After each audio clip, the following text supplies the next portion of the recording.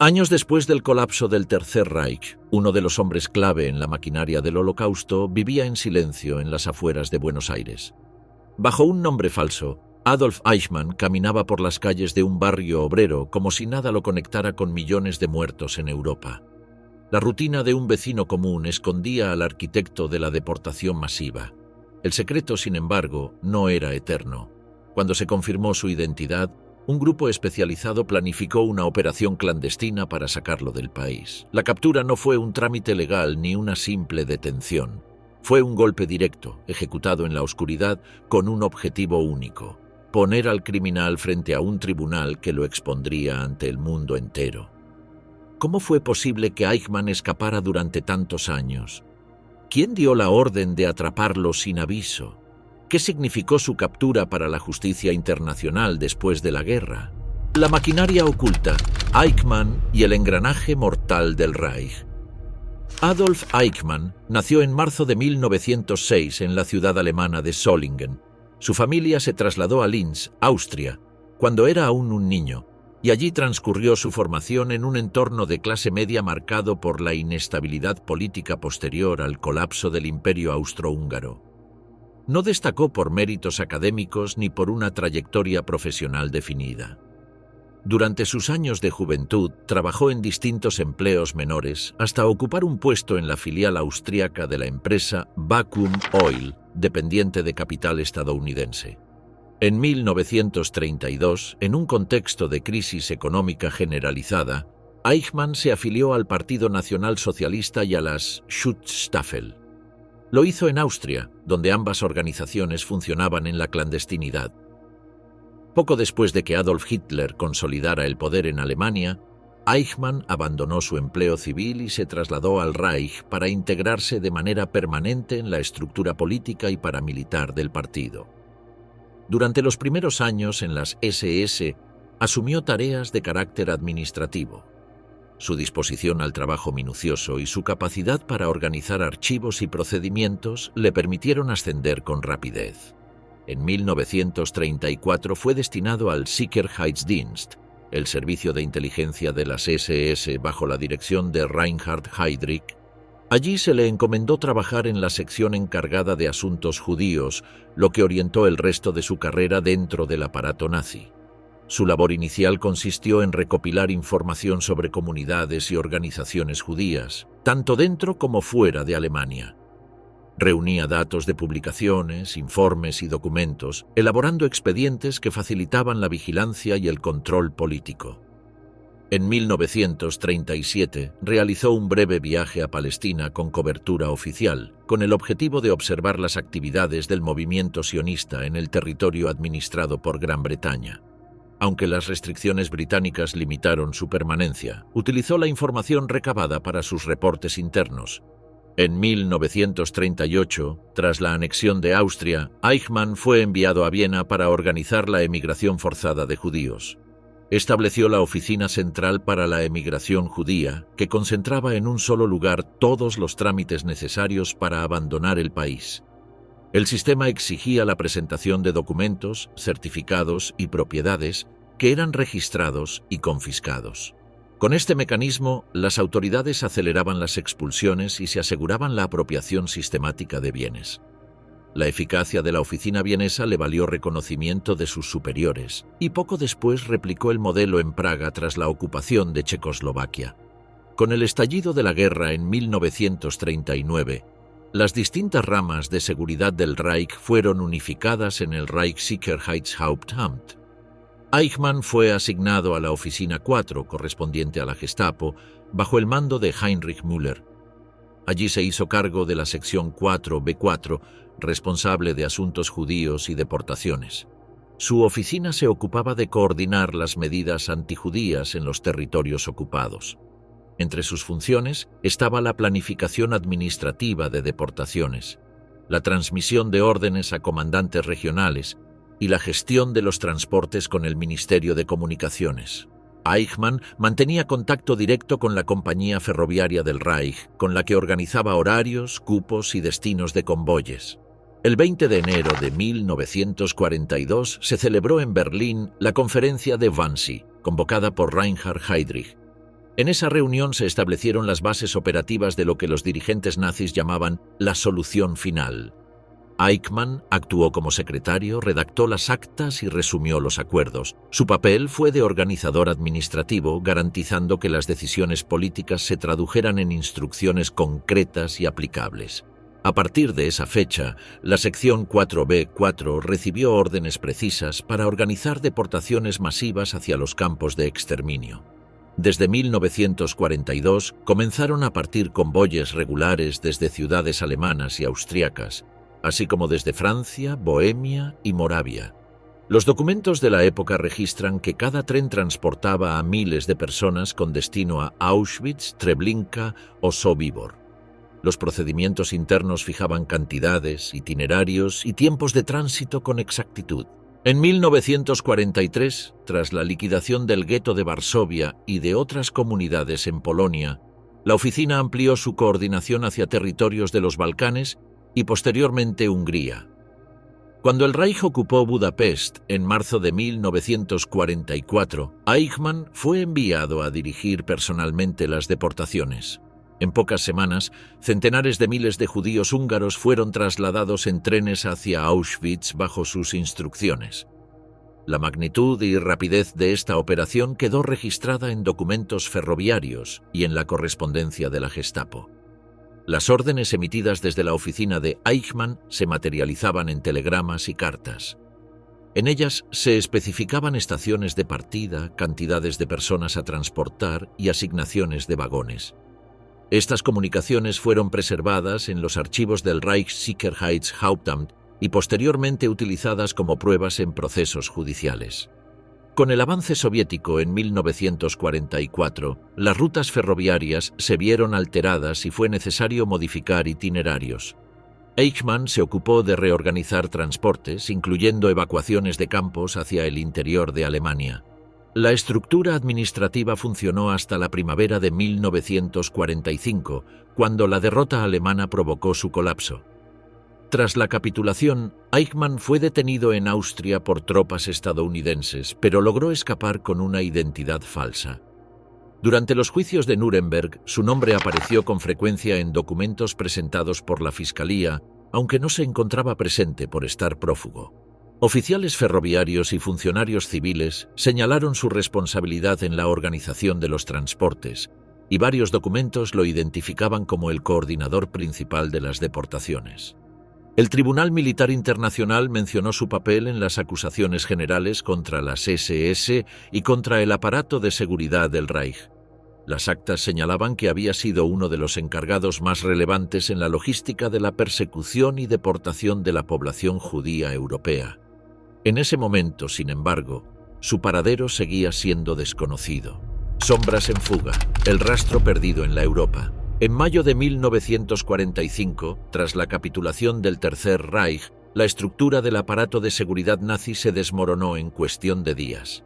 Adolf Eichmann se encontraba en Alta Austria, cerca de Linz y de Altaussee, zonas donde se habían refugiado numerosos oficiales de las SS. Llevaba un uniforme de oficial y portaba documentación que lo vinculaba directamente a la Gestapo. En ese contexto de desmovilización caótica, fue detenido por tropas estadounidenses en las inmediaciones de Ulm, en Baviera. Registrado bajo su verdadera identidad, fue clasificado como un oficial de rango medio y confinado en un campo de prisioneros. El desorden característico de los primeros meses de ocupación facilitó lo que ocurriría después. En 1946, aprovechando la falta de control administrativo en los centros de internamiento, Eichmann consiguió escapar. Se desplazó hacia Hannover bajo una identidad falsa y se empleó en trabajos manuales.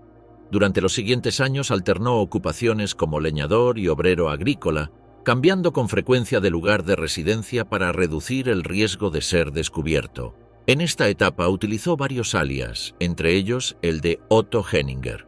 El contexto de posguerra favoreció su ocultamiento. Las potencias aliadas concentraban recursos en la reconstrucción económica y política, mientras la persecución de criminales de guerra dependía de listados incompletos y de procesos de identificación ineficientes. Muchos documentos habían sido destruidos durante la retirada alemana, lo que dificultaba atribuir responsabilidades precisas a individuos de nivel medio. Para fugitivos como Eichmann, esta situación generó oportunidades de pasar inadvertidos, especialmente fuera de los principales centros urbanos. La red de apoyo de antiguos miembros de las SS funcionaba en distintos niveles.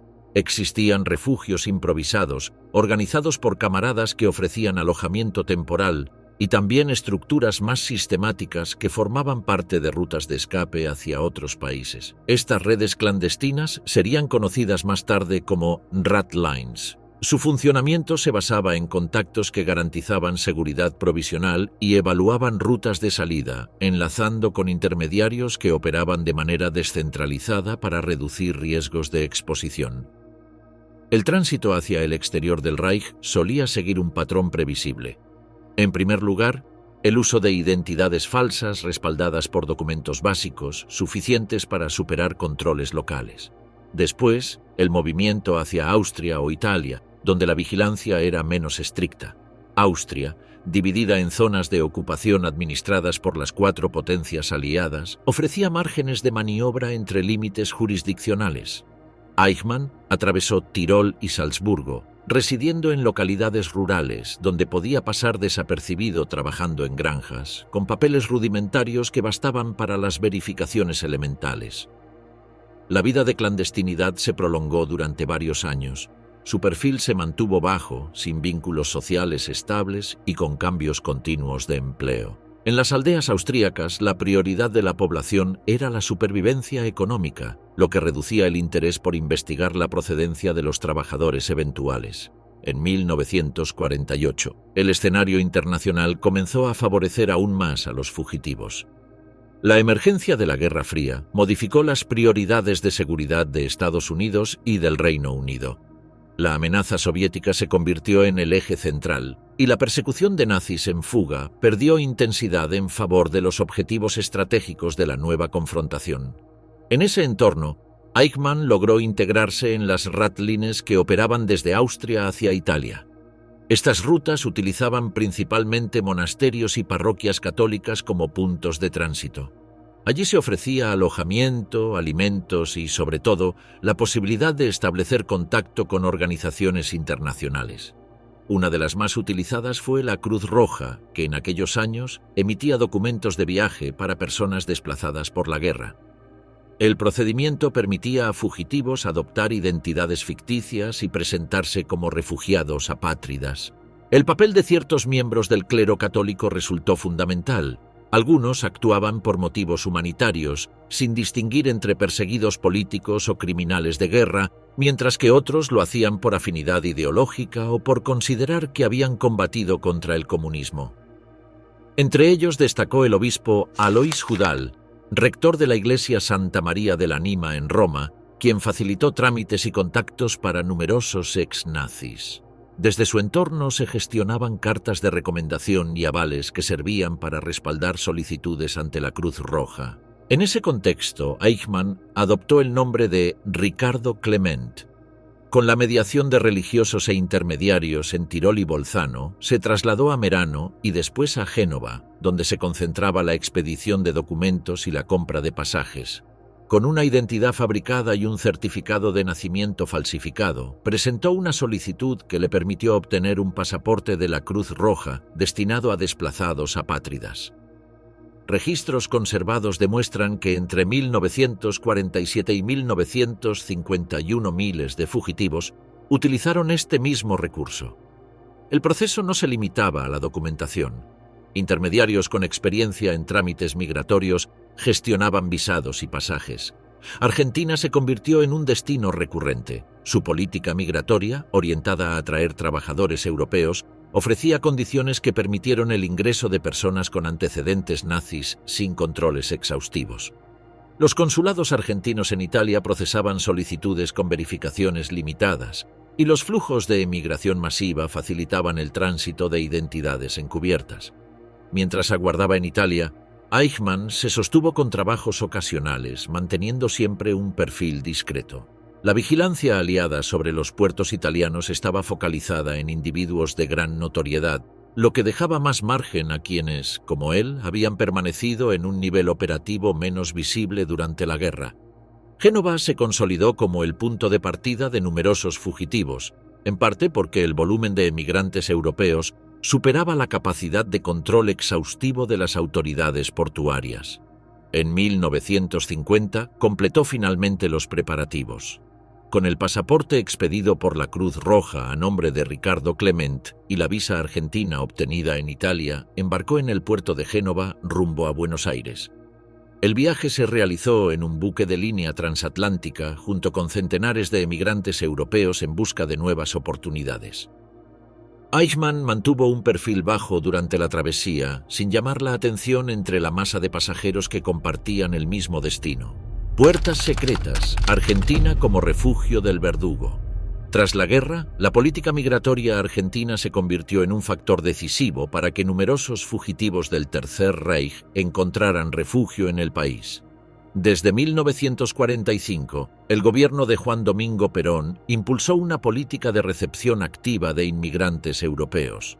Los decretos promulgados entre 1946 y 1949 facilitaron la llegada de técnicos, profesionales y trabajadores procedentes de una Europa devastada. Esta estrategia buscaba cubrir la necesidad de mano de obra calificada y estimular el poblamiento de vastas regiones del territorio argentino. La Dirección Nacional de Migraciones y los consulados argentinos en Europa aplicaron procedimientos de admisión con verificaciones limitadas. Los visados se autorizaban a solicitantes que presentaran pasaportes válidos y cartas de recomendación sin controles exhaustivos sobre antecedentes. En ese contexto, individuos con trayectorias muy distintas, entre ellos ex miembros del aparato nazi, lograron ingresar al país utilizando identidades reales o ficticias. Las motivaciones del gobierno argentino trascendían el marco humanitario. Perón había observado en Italia ciertos aspectos de organización del régimen fascista que consideraba aplicables al desarrollo industrial. Ya en la presidencia, adoptó la convicción de que técnicos e ingenieros europeos, sin importar su pasado político, podían aportar al fortalecimiento económico del país. A esta visión utilitaria se sumaba una afinidad ideológica basada en el anticomunismo, lo que reforzaba la disposición a recibir refugiados vinculados al antiguo eje. En Buenos Aires, algunos funcionarios se integraron de manera directa en estas redes de recepción. Carlos Fulner, exoficial de las Waffen-SS de origen germano-argentino, fue uno de los principales intermediarios. Tras regresar al país, organizó itinerarios, gestionó documentos y financió traslados para fugitivos que buscaban establecerse en Sudamérica. Otro actor clave fue Rodolfo Freude, asesor presidencial e hijo de un empresario alemán con vínculos previos al régimen nazi. Desde la jefatura de inteligencia argentina, Freude mantuvo contacto con comunidades alemanas y facilitó la integración de recién llegados, influyendo incluso en decisiones migratorias. Estas redes operaban con conocimiento de las más altas autoridades. Perón había adoptado una política de acogida que, aunque presentada públicamente como humanitaria, respondía a intereses estratégicos. Consideraba que los inmigrantes europeos podían aportar a la independencia económica argentina frente a la influencia estadounidense y, al mismo tiempo, fortalecer capacidades industriales. Archivos de inteligencia británicos y estadounidenses, desclasificados décadas después, confirman que los aliados conocían estas actividades, pero optaron por no intervenir, priorizando los desafíos de la Guerra Fría. En ese escenario, Adolf Eichmann llegó a Buenos Aires bajo la identidad de Ricardo Clement. Partió desde Génova en julio de 1950 a bordo del buque de línea Giovanni C. El desembarco tuvo lugar en el puerto de Buenos Aires el 14 de julio. Presentó un pasaporte expedido por la Cruz Roja Internacional y una visa argentina emitida en el consulado de esa misma ciudad italiana. La documentación lo identificaba como apátrida originario de Bolzano, de profesión técnico-mecánico y religión católica. La visa argentina se concedió tras la presentación de los documentos requeridos, incluyendo una carta de recomendación emitida por autoridades eclesiásticas italianas. La tarjeta de desembarco en el puerto bonaerense registró estos datos junto con la dirección inicial de residencia, un hotel céntrico que servía de alojamiento a numerosos inmigrantes recién llegados. Con este trámite obtuvo un permiso de residencia temporal que después se transformó en residencia permanente a través de los mecanismos regulares. El ingreso de Eichmann no presentó particularidades que lo distinguieran de miles de europeos en búsqueda de un nuevo comienzo.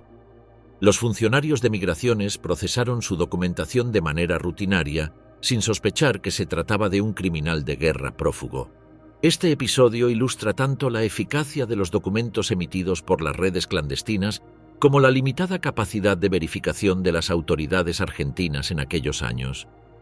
En los meses siguientes, Eichmann gestionó documentación local con normalidad. Solicitó la cédula de identidad argentina ante la Policía Federal y recibió un número oficial como Ricardo Clement. Con este documento pudo abrir cuentas bancarias, firmar contratos laborales y realizar trámites administrativos sin riesgo de ser identificado. Los registros de la Dirección Nacional de Migraciones y documentos judiciales posteriores confirman la existencia de esta cédula. La regularización de su situación legal se vio favorecida por la discreta red de contactos alemanes ya instalada en Buenos Aires. Estos vínculos le brindaron orientación en trámites administrativos y en la búsqueda de empleo, aunque no existe evidencia de que haya recibido apoyo financiero sustancial. El proceso siguió patrones comunes a muchos inmigrantes europeos: asistencia informal de compatriotas y progresiva adaptación al país de destino. Su integración económica comenzó con trabajos modestos en talleres mecánicos y pequeños comercios del Gran Buenos Aires. Con el tiempo, obtuvo empleo en una empresa de construcción y más tarde en la filial argentina de Mercedes-Benz, donde se desempeñó como técnico en la planta de González Catán. El entorno laboral reunía a numerosos inmigrantes europeos, incluidos alemanes que habían llegado en condiciones similares, lo que redujo la posibilidad de sospechas sobre su pasado. Su comportamiento disciplinado y su competencia técnica le aseguraron estabilidad en el puesto. En paralelo, Eichmann estableció contacto con otros inmigrantes alemanes y europeos radicados en Argentina. Algunos eran antiguos camaradas del régimen nazi, otros simplemente compatriotas sin antecedentes políticos relevantes. Entre ellos se encontraba Willem Sassen, periodista neerlandés con pasado en las Waffen-SS, que había establecido redes en la comunidad alemana de Buenos Aires. Su figura representaba un punto de referencia social para recién llegados, y su amistad con Eichmann sería más tarde de gran relevancia. En 1952, Eichmann concretó la reunificación familiar. Su esposa Vera y sus hijos viajaron desde Alemania y se instalaron en Buenos Aires a través de los mismos canales migratorios. Los trámites incluyeron la solicitud de visas familiares y el traslado en un buque de línea regular. Una vez en el país, adoptaron el apellido Clement en todos los documentos oficiales, inscribieron a los hijos en escuelas locales y consolidaron la identidad ficticia. La familia obtuvo su documentación argentina y se integró en la vida comunitaria de la colonia alemana en la capital. La llegada de su familia completó el proceso de asentamiento. Con empleo estable, residencia legal y nueva identidad consolidada, Eichmann había logrado establecerse en Argentina sin despertar sospechas. Su integración reflejaba los mecanismos y vacíos institucionales de la época: controles migratorios laxos, ausencia de cooperación internacional efectiva y falta de registros centralizados. Estas condiciones permitieron que fugitivos buscados por tribunales europeos se mantuvieran en territorio argentino sin ser detectados. El rostro encubierto, rutinas grises bajo un nombre falso. Tras desembarcar en Buenos Aires en 1950 bajo la identidad de Ricardo Clement, Adolf Eichmann inició una vida marcada por el equilibrio entre una rutina aparentemente normal y las precauciones necesarias para mantener su clandestinidad. Su estrategia no consistió en fijar residencia estable en un único lugar, sino en cambiar de domicilio en varias ocasiones. Esta movilidad dificultaba cualquier intento de rastreo y le proporcionaba un margen adicional de seguridad frente a eventuales identificaciones. El primer domicilio documentado estuvo en el barrio de La Lucila, en el partido de Vicente López. Se instaló en una vivienda alquilada y modesta, rodeada de una población mayoritariamente compuesta por inmigrantes europeos. En ese entorno cosmopolita, su origen alemán no llamaba la atención. Durante esta etapa se mantuvo discreto. Salía únicamente para trabajar o realizar compras esenciales, limitando al mínimo sus interacciones con vecinos.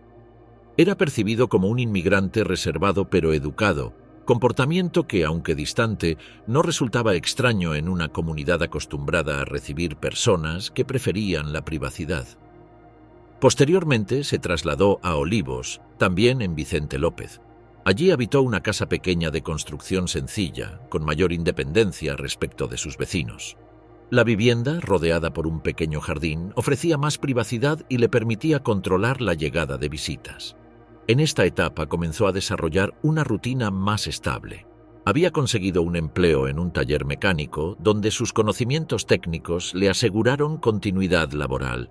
Sus compañeros lo consideraban competente y confiable, aunque notaban su reticencia a hablar sobre su pasado europeo.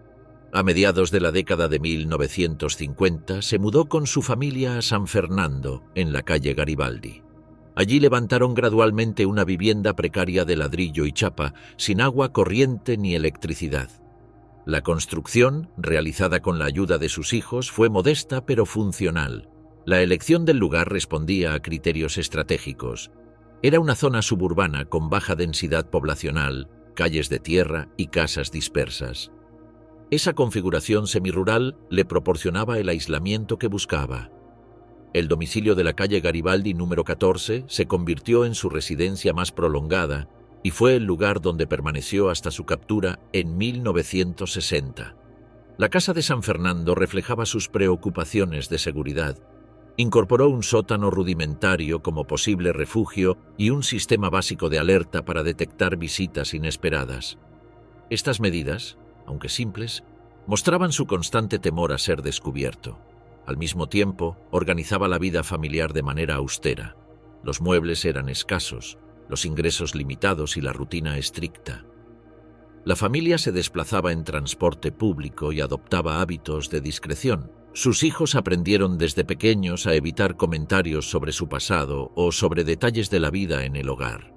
En paralelo a estos cambios de residencia, Eichmann diversificó sus empleos.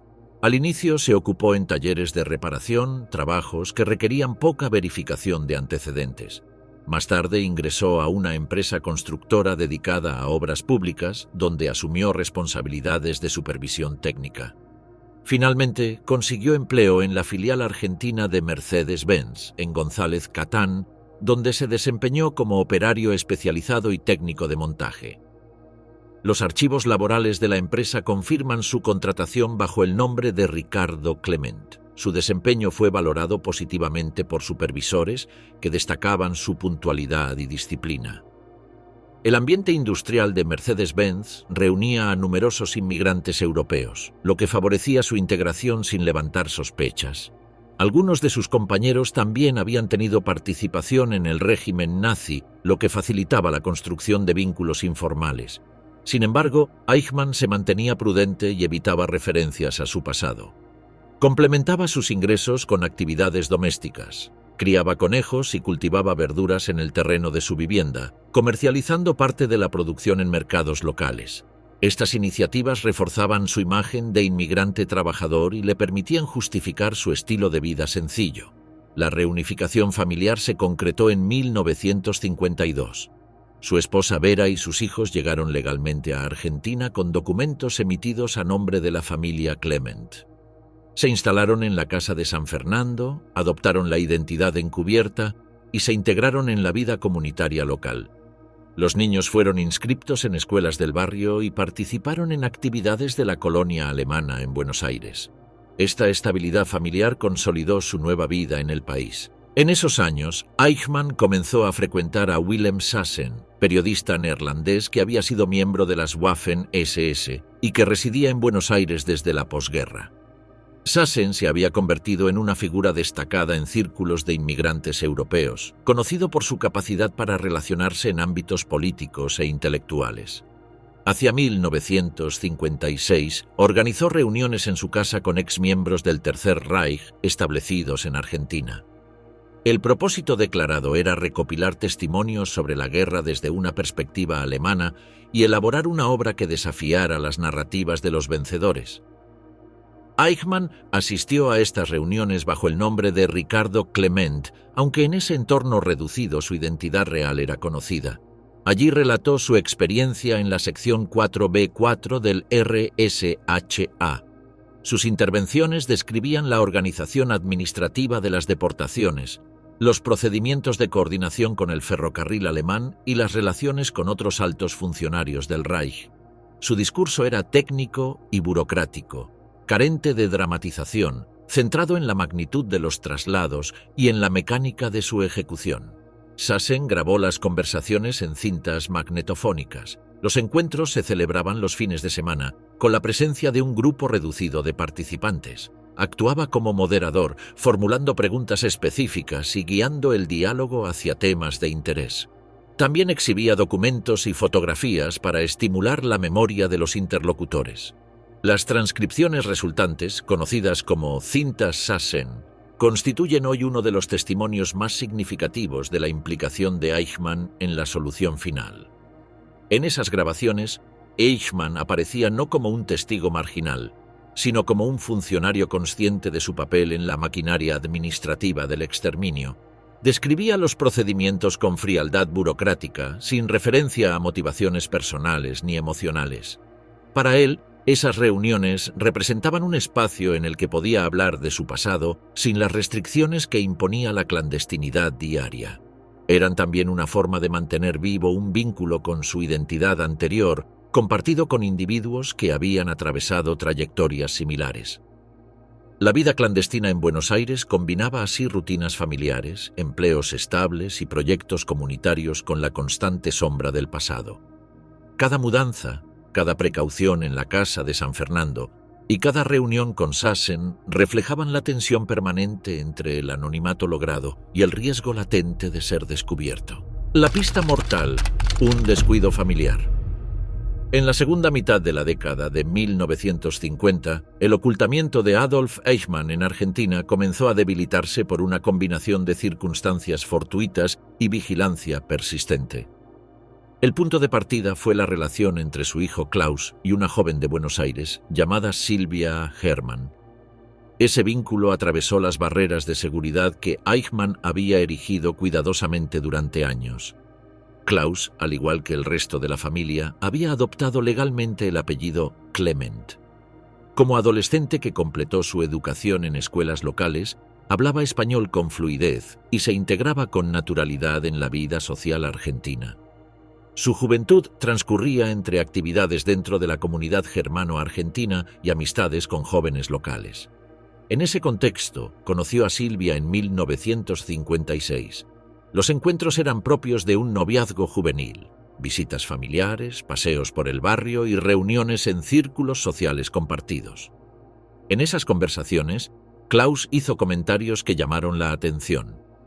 Habló de su padre como exoficial alemán, mencionó que el apellido Clement era una identidad adoptada y expresó opiniones políticas que revelaban simpatías hacia el nazismo, incluyendo referencias a la persecución de judíos. Silvia transmitió esos comentarios a su padre, Lothar Hermann, inicialmente sin otorgarles gran importancia.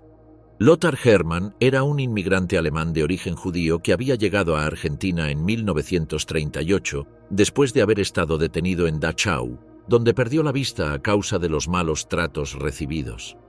En su vida en Argentina trabajaba como contador y mantenía vínculos con la comunidad judía. Su experiencia lo hacía especialmente sensible a cualquier información vinculada con ex-nazis. Cuando escuchó los relatos de su hija, comprendió de inmediato la relevancia de lo que implicaban. Sabía perfectamente quién era Eichmann y conocía su responsabilidad en la maquinaria de deportaciones.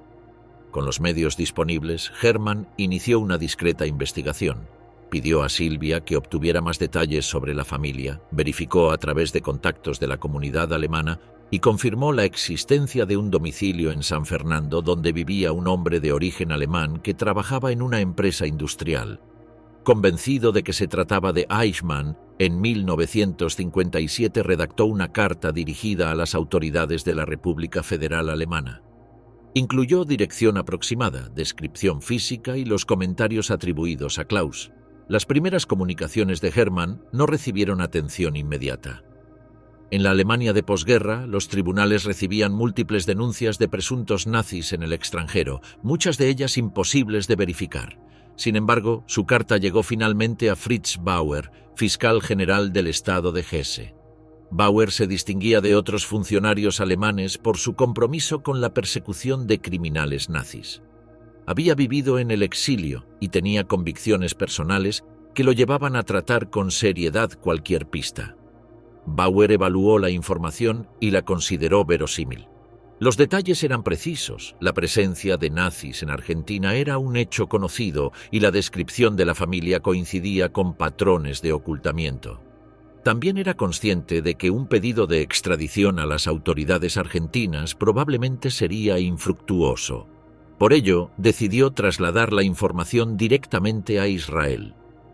En 1957 viajó discretamente y presentó el caso al Mossad y al Ministerio de Justicia israelí.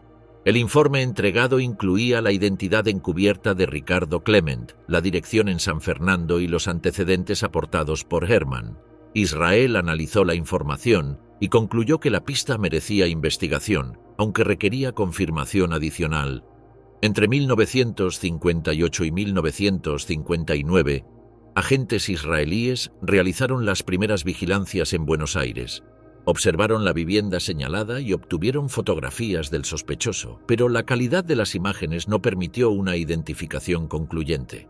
En algunos casos, los observadores incluso dudaron, al considerar que el hombre retratado parecía demasiado joven para ser Eichmann. Estas dudas iniciales retrasaron la toma de decisiones.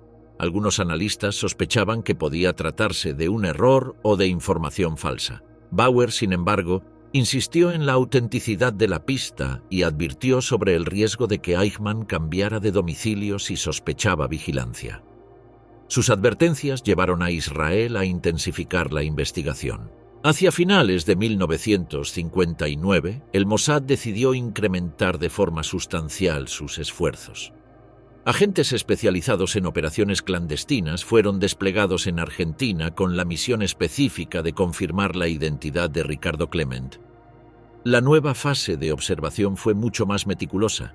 Los investigadores documentaron los trayectos diarios entre la casa de San Fernando y las paradas de autobús, los horarios laborales, los hábitos familiares y los patrones sociales.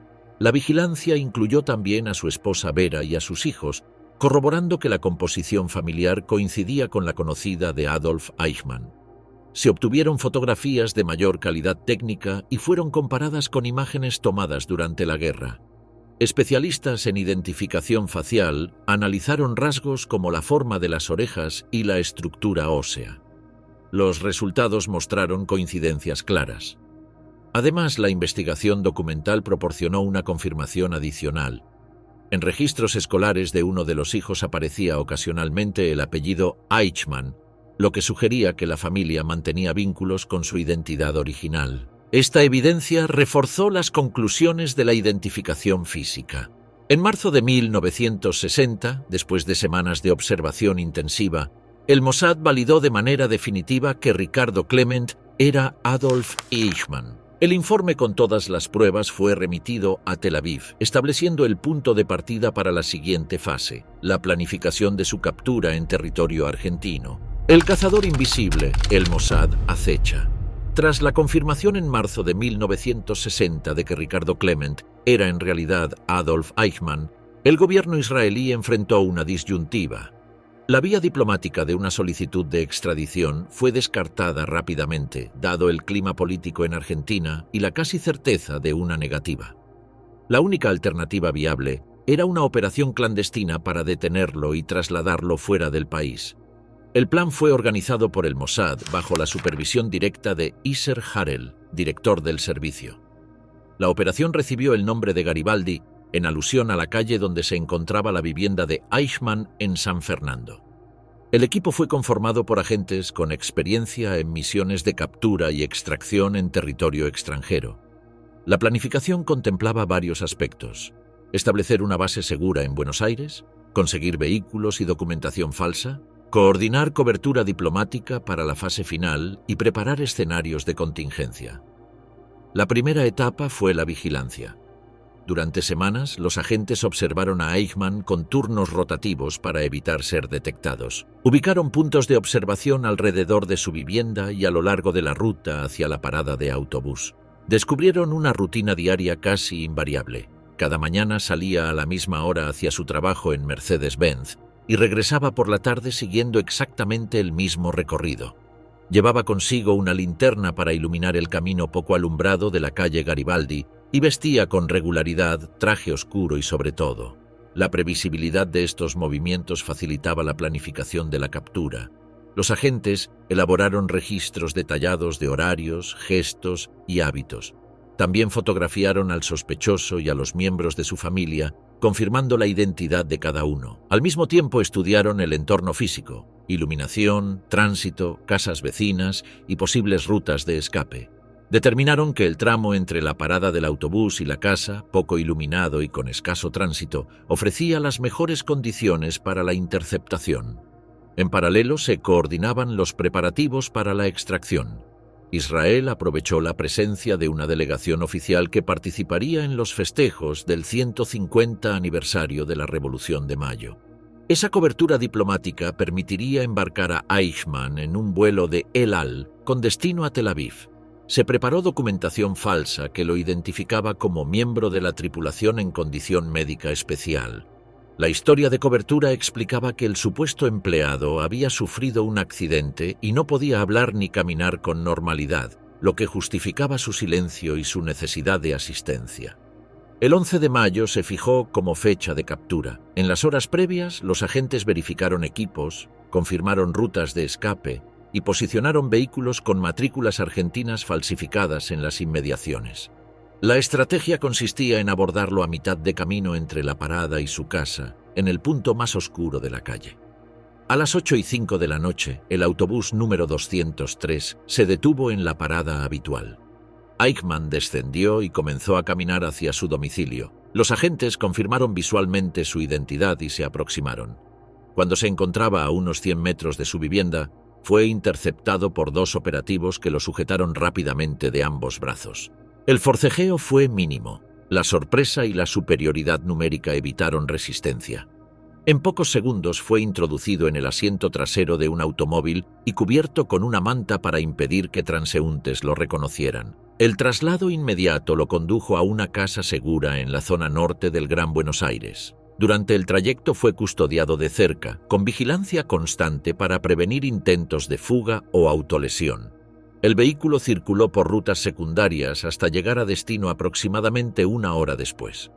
En la casa, los agentes aplicaron protocolos de seguridad: registro corporal completo, incautación de pertenencias, verificación de que no portara cápsulas de cianuro esposas y venda en los ojos para impedir reconocimiento de su entorno. Un interrogatorio preliminar confirmó su identidad, aunque insistió en presentarse como Ricardo Clement. Cuando se le confrontó con datos específicos de su carrera en las SS que solo él podía conocer, terminó admitiendo ser Adolf Eichmann. Durante los días siguientes permaneció bajo estricta custodia en la casa segura, con turnos de guardia permanentes y condiciones controladas. Los interrogatorios se limitaron a verificar datos personales y su vida en Argentina, dejando para Israel cualquier interrogatorio exhaustivo sobre su rol en la guerra. Mientras tanto, se ultimaban los preparativos de la extracción aérea. La delegación oficial israelí concluyó sus actividades en Buenos Aires y el avión de El Al que la había transportado se dispuso para el retorno. Eichmann sería incluido en ese vuelo, disfrazado como miembro de la tripulación. La coordinación entre el equipo operativo y el diplomático fue precisa, fijando horarios exactos para el traslado desde la casa segura hasta el aeropuerto de Ezeiza. En la madrugada del 20 de mayo, Eichmann fue retirado de la casa segura. Recibió sedación ligera y maquillaje para disimular su aspecto, además de un uniforme de la aerolínea. Fue trasladado en un vehículo con identificación diplomática, acompañado por un agente caracterizado como médico, lo que justificaba su aparente estado de debilidad. Al llegar a Ezeiza, el grupo se integró con la delegación israelí en el área diplomática de embarque. Los funcionarios argentinos procesaron la documentación de manera rutinaria, sin detectar irregularidades. Una vez a bordo, Eichmann fue acomodado en un asiento de primera clase, custodiado permanentemente por agentes del Mossad. El avión despegó en la madrugada del 21 de mayo de 1960. Con escalas técnicas en ruta, el vuelo se dirigió a Tel Aviv. Adolf Eichmann viajaba bajo control estricto hacia el destino donde sería juzgado por su papel en la persecución y exterminio de millones de personas durante la Segunda Guerra Mundial. El juicio implacable. La memoria del Holocausto en Jerusalén. El 23 de mayo de 1960, el primer ministro de Israel, David Ben-Gurión, anunció ante la Knesset que Adolf Eichmann había sido capturado y trasladado a Israel para ser juzgado por crímenes contra el pueblo judío y contra la humanidad. La noticia se difundió de inmediato en la prensa internacional y provocó una reacción diplomática inmediata en varios países. El gobierno argentino reaccionó con firmeza. 2 días después del anuncio presentó una protesta formal denunciando que la captura había violado su soberanía, ya que no se había solicitado extradición ni informado previamente a las autoridades locales.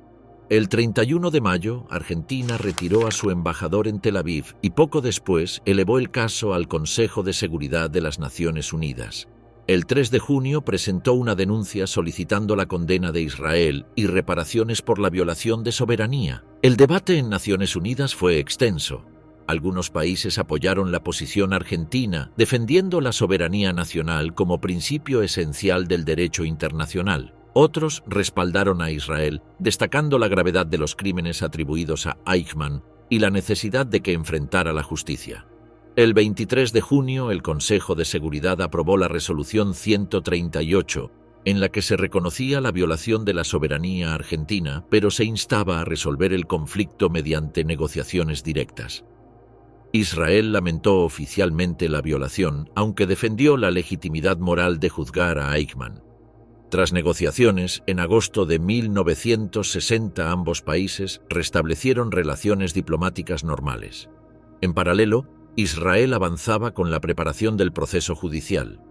Eichmann fue interrogado extensamente por la policía y la Fiscalía General. Se reunieron miles de páginas de declaraciones, además de documentos originales del Reich preservados en archivos aliados.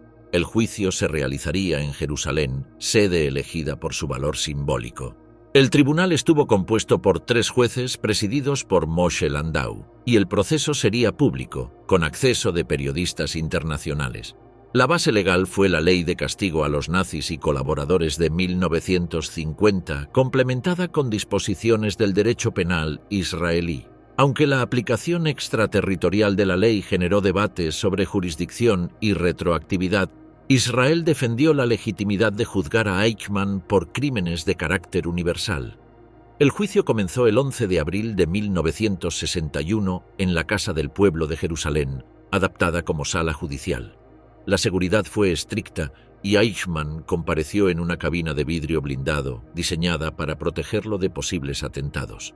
La imagen de Eichmann, tras el vidrio, se convirtió en símbolo del proceso.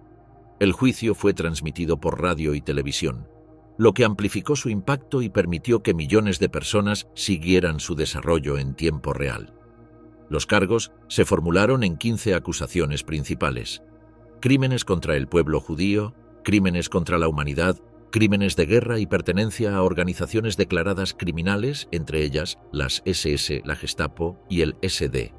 Se le responsabilizó de la coordinación logística de deportaciones masivas, de la implementación de la solución final y de la persecución sistemática de comunidades judías en distintos países europeos. La Fiscalía presentó más de 1.600 pruebas documentales. Entre ellas figuraban órdenes de deportación firmadas por Eichmann, actas de la conferencia de Wannsee, correspondencia oficial y listados de trenes con destino a campos de exterminio. Documentos de la Deutsche Reichsbahn confirmaron la coordinación precisa de transportes ferroviarios en los que fueron deportados cientos de miles de personas. Junto con los documentos, testificaron más de 100 sobrevivientes del Holocausto. Sus relatos describieron arrestos, deportaciones, traslados y llegadas a campos de exterminio. Aunque la mayoría no había tratado directamente con Eichmann, sus testimonios ilustraron las consecuencias humanas de las deportaciones que él había organizado. La variedad de orígenes de los testigos, Hungría, Polonia, Francia, Holanda, Alemania y Austria, reflejó la amplitud continental de las operaciones bajo su responsabilidad. La defensa estuvo a cargo del abogado alemán Robert Servatius, quien había participado como defensor en los juicios de Nuremberg. Argumentó que Eichmann había actuado como funcionario subordinado limitado a cumplir órdenes de superiores como Himmler, Heydrich y Kaltenbrunner. Sostuvo que carecía de poder de decisión autónomo. Sin embargo, la Fiscalía demostró que había ejercido iniciativa propia en la organización de deportaciones, interpretando directivas generales, coordinando operaciones complejas y tomando decisiones logísticas que afectaban a cientos de miles de personas. El juicio se prolongó 8 meses, con cobertura diaria de medios internacionales. Entre los observadores destacó la filósofa Hannah Arendt, quien elaboró durante este proceso sus reflexiones sobre la banalidad del mal. La sentencia se dictó el 15 de diciembre de 1961. Adolf Eichmann fue declarado culpable de crímenes contra la humanidad y contra el pueblo judío. El tribunal concluyó que no había actuado solo como ejecutor de órdenes, sino como un organizador central del genocidio.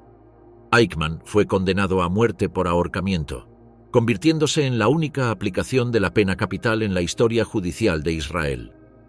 Presentó apelación ante la Corte Suprema, que fue rechazada el 29 de mayo de 1962.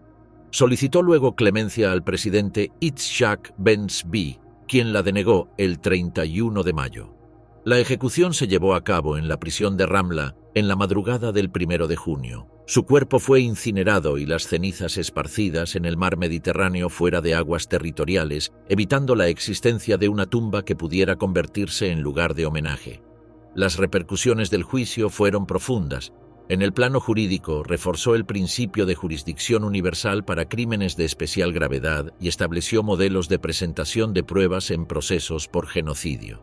En el plano político, generó debates sobre los límites de la soberanía nacional frente a la persecución de crímenes internacionales. En Alemania Occidental, impulsó nuevas investigaciones y procesos judiciales contra exfuncionarios nazis y contribuyó al desarrollo de programas educativos sobre el Holocausto.